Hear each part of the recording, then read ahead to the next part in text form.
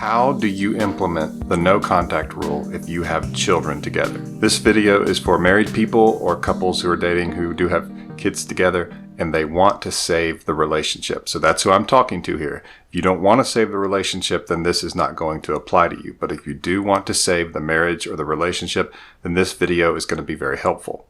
Number one is that you want to be sure that you get your time with the kids.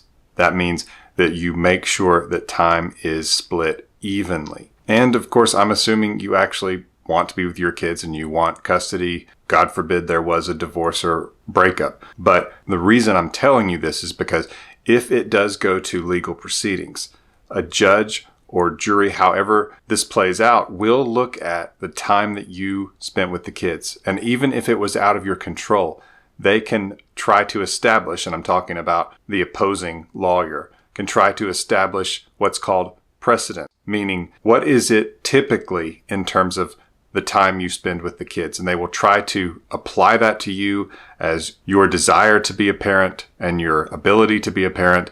And they try to keep it normal. They try to keep that as it was going forward. And so it's really important that you show a record of being with your kids, making effort to be with your kids, and being a good parent. So that's really important. That's the first thing on the list. And you need to stop whatever you're doing and make sure you plan this out. You may have to contact your spouse or partner and say, I need to start seeing the kids. I expect to start seeing the kids. You may have to be firm about it if they've been trying to keep the kids from you. You want that to go on the record, because if you try to be with your kids and they keep them from you, that can hurt them and it can give you more power and more leverage in proceedings, and it can definitely get you more time with your kids, and it can also give you more control over what happens. Hopefully it won't come to that, but we need to be prepared for anything. So step one is make sure you're seeing your kids on a regular basis and strive for equality. That means 1 week with your spouse, 1 week with you, or 1 week with your dating partner, 1 week with you.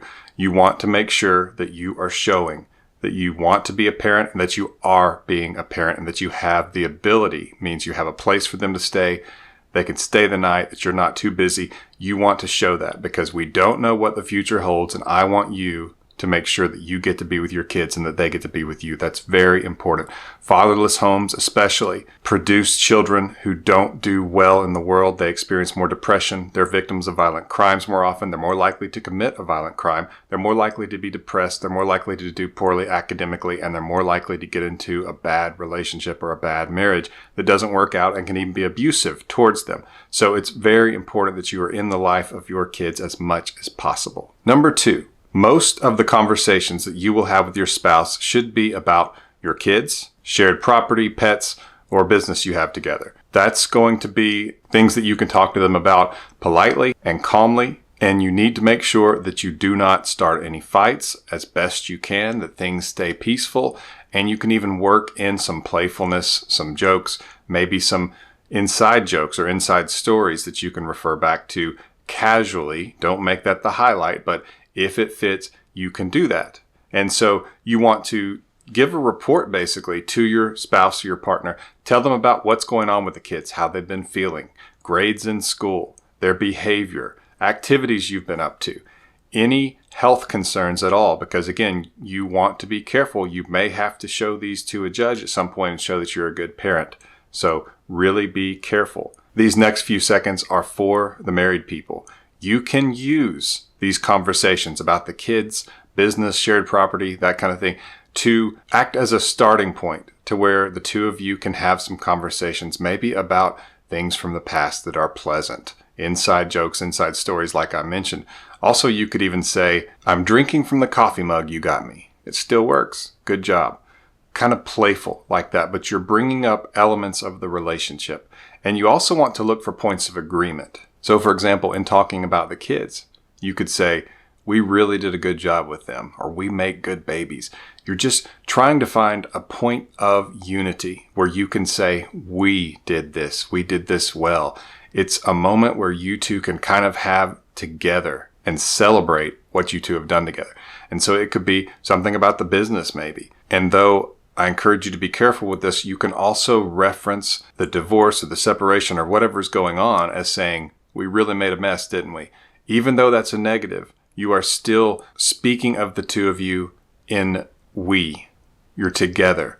That can be important later on. It's like planting a little seed. You're wanting these positive experiences with them, and you're also wanting unity with them, where you act and talk like a couple if possible. Now, if you are dating and you're using the no contact rule because they left you, that does not apply unless they start the conversation. And I have lots of other videos on that. But if you are just in a dating relationship, then it doesn't necessarily apply. However, it gets difficult because if you consider yourself to be in a marriage-like relationship where you have been living together, maybe this person's left now, then this can apply. And so as I've said before, though there are plenty of techniques that carry over between marriage and dating relationships when they start to have difficulty and there's a split or a separation, there are some differences as well. And I go over lots of those in videos specifically about marriage. I also have a free mini course on saving a marriage, and I encourage you to get that. You just go to myexbackcoach.com. That's myexbackcoach.com, and it's under the marriage tab. It just says free mini course, and it's free, and it's to help get you pointed in the right direction and doing the right things to give this a chance and to save your marriage. So I strongly recommend that you go get that. The price is right. It's free. Number 3, this is so important. Do not overlook this. Do not overlook this. Listen to what I'm saying. Get a lawyer if you don't have one. There are so many things you aren't even aware of, little things you can do that we would all consider perfectly normal that can hurt you in terms of custody and finances if this were to go to divorce proceedings. I don't want it to. I'm trying to help you to prevent that. As a matter of fact, I have a workshop called Relationship Reignite, and it's for marriages in crisis, and the goal is to prevent divorce. So I'm all over that. But I am telling you, I also believe in being cautious and thinking about the future, making sure you're prepared and you're protecting yourself. Get a lawyer, because there will be things you have no idea that could hurt you in court, that could hurt you with your custody of your children, and could hurt you with finances. And the other lawyer is going to fight. They're not going to be merciful. It's not their job to be merciful. So you need to make sure you are on top of this. You will not regret this, but you will regret it if you don't get a lawyer. And I have so many horror stories where I have told people to get a lawyer and they didn't. And later they said, why didn't I listen to you? Trust me, I've seen too many of these. Get a lawyer so you can make sure you're not making the mistakes that can hurt you with your children, with getting to be with them, which is so important. It's not attractive when you let the other person defeat you in court and do things that are unfair. You need to stick up for yourself. Get a lawyer. I'm not kidding. Number 4, don't badmouth your spouse to the kids. Don't badmouth your dating partner to the kids. You may have already known that. It may seem really basic, but don't do it. It will likely get back to them. Not only can that hurt you legally, because you are not supposed to be doing that, that can make you look really bad, and it can hurt your custody and your finances and all kinds of things going forward. But it can also drive an even deeper wedge between you and your spouse if they think that you are bad-mouthing them.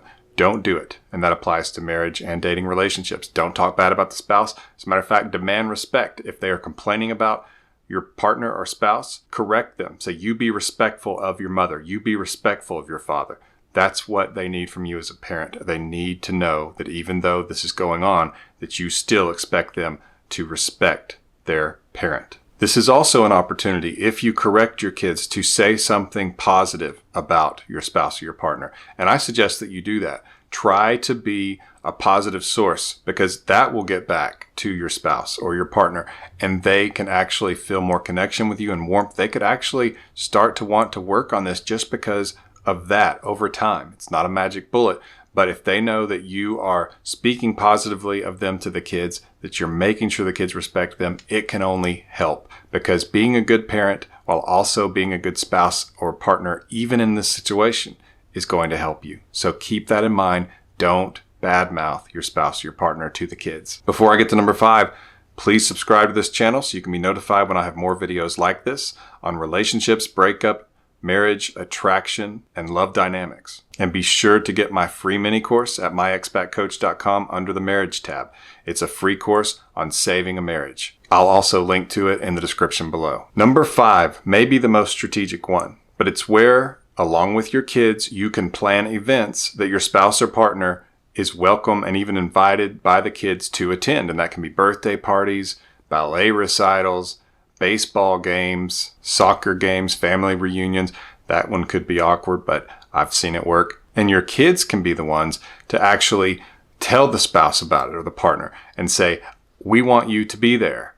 And that's an opportunity for you to be polite, to interact with them, to show them it doesn't have to be awkward, to let them see you be a good parent, but also for the group of you as a family to be together. And that's so important that they get to look around and be part of the family unit and say, this is us, this is our family. And they get to actually take action in that and be part of that and to think about that later. So the more that you can make that happen with the kids without it being obvious, you're going to have to be coy here. You're going to have to be kind of sneaky about this and not too obvious, especially when you're telling the kids, yeah, see if he or she can go be part of this. You can probably take it from there. Remember to get my free mini course on saving a marriage. This has been Coach Lee, and as always, thank you for watching.